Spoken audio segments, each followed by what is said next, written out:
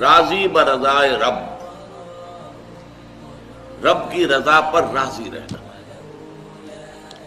یہ بات کہ جو بھی کچھ ہوا یا ہوگا وہ اذن رب کے بغیر نہ ہوا ہے نہ ہو سکتا ہے.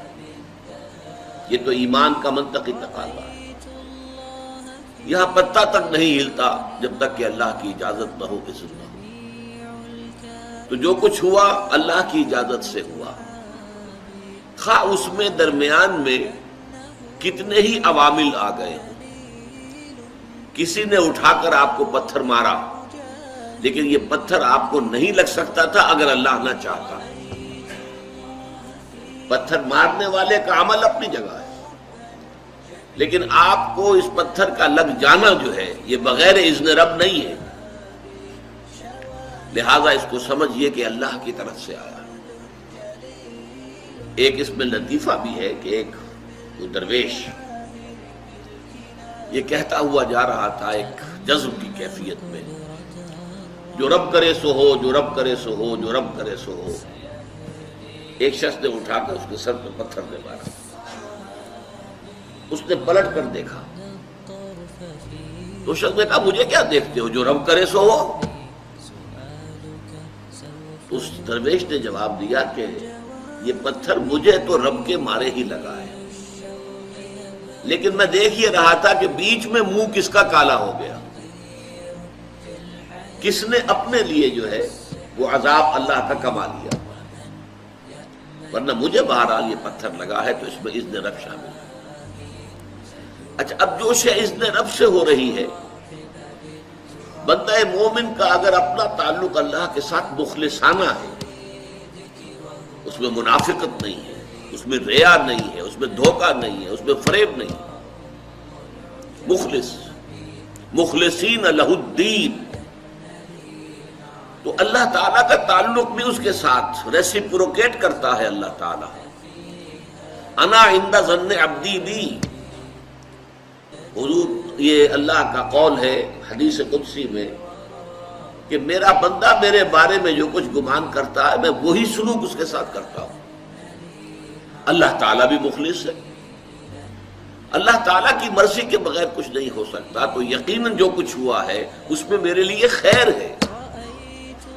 چاہے فوری طور پر مجھے ناگوار گزرا ہے، مجھے تکلیف ہوئی ہے، میرے لیے یہ شے جو ہے ناپسندیدہ ہے، لیکن ان دی لانگ رن مجھے یقین ہے کہ اس میں خیر ہے. بیدک الخیر انک علی کل شیء قدیر. اے اللہ تیرے ہاتھ میں خیر ہی خیر ہے، تو ہر چیز پر قادر. اچھا، جو ہوگا وہ بھی اذن رب کے بغیر نہیں ہوگا. یہی تصور اس کے بارے میں ہونا ضروری ہے. اسی کا نتیجہ یہ نکلتا ہے جس کو قرآن مجید بار بار کہتا ہے، بار بار کہتا ہے، بار بار کہتا ہے، لا خوف علیہم ولا هم یحزنون. کیا مطلب اس کا؟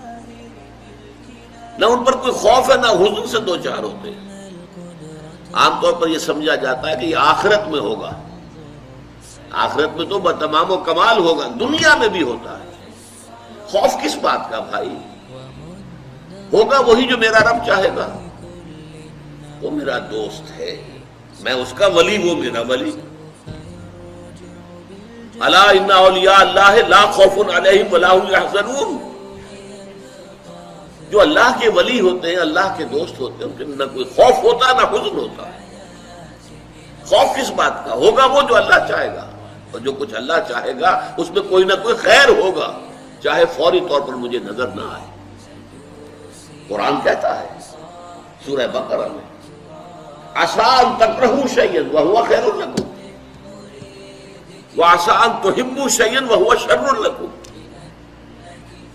عین ممکن ہے کہ تم کسی چیز کو ناپسند کرو درحالے کہ اسی میں تمہارے لیے خیر ہو، اور عین ممکن ہے کہ تم کسی چیز کو پسند کرو درحالے کہ اس میں تمہارے لیے شر ہو. اللہ یعلم وانتم لا تعلمون. اللہ جانتا ہے، تم نہیں جانتے. تم افعال و اعمال و احوال و واقعات کے ظاہر کو دیکھتے ہو، اس سے متاثر ہو جاتے ہو. اس کے پردے میں کیا مشیت اذنی ہے، کیا ارادہ خداوندی ہے، اس کے پشت پر کیا چیز ہے جو اللہ تعالیٰ کو مطلوب ہے، یہ ہمیں نظر نہیں آتا۔ وی آر شارٹ سائٹڈ، ہماری نگاہ جو ہے بس کچھ دور تک جاتی ہے، اس سے آگے نہیں جاتی۔ لہذا افعال و اعمال و احوال و واقعات کے صرف ظاہر پر ہماری نگاہ ہے، باطن پر تو ہے ہی نہیں، لہذا ہم اس سے متاثر ہوتے ہیں۔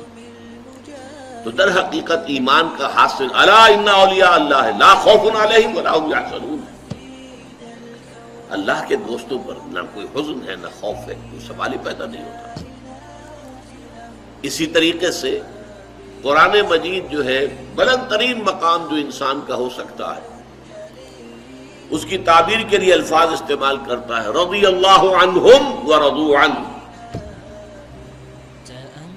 اللہ ان سے راضی ہو گیا، وہ اللہ سے راضی ہو گئے۔ یہ باہمی رضامندی ہے، دو طرفہ، دو طرفہ اللہ کے ساتھ تعلق ہوتا ہے، دو طرفہ تعلق ہوتا ہے۔ تم اللہ سے محبت کرو گے، اللہ تم سے محبت کرے گا۔ تم اللہ کے ساتھ مخلص ہوگے، اللہ تعالیٰ تمہیں واقعتاً اپنا مخلص بندہ بنا لے گا۔ تم اللہ کی طرف چل کر آؤ گے، اللہ تمہاری طرف دوڑ کر آئے گا۔ تم بارش بھراؤ گے، اللہ ہاتھ بڑھائے گا۔ تم اسے محفل میں یاد کرو گے، اللہ اس سے کہیں بہتر محفل میں تمہارا تذکرہ کرے گا، ملائکہ مقربین کی محفل میں۔ تم اللہ کو اپنے دل میں یاد کرو گے، اللہ اپنے جی میں تمہیں یاد کرے گا۔ یہ دو طرفہ معاملہ ہے۔ تم اللہ کی مدد کرو گے، اللہ تمہاری مدد کرے گا۔ ان تنصروا اللہ ینصرکم ویثبت اقدامکم، اگر تم اللہ کی مدد کرو گے، اللہ کی مدد سے مراد کیا؟ اللہ کے دین کی مدد، اس کی نصرت، اللہ تمہاری مدد کرے گا۔ یہ رضی اللہ عنہم ورضوا عنہ سورہ مائدہ میں بھی آ رہا ہے، سورہ توبہ میں، سورہ مجادلہ میں، سورہ بینہ میں 4 مرتبہ۔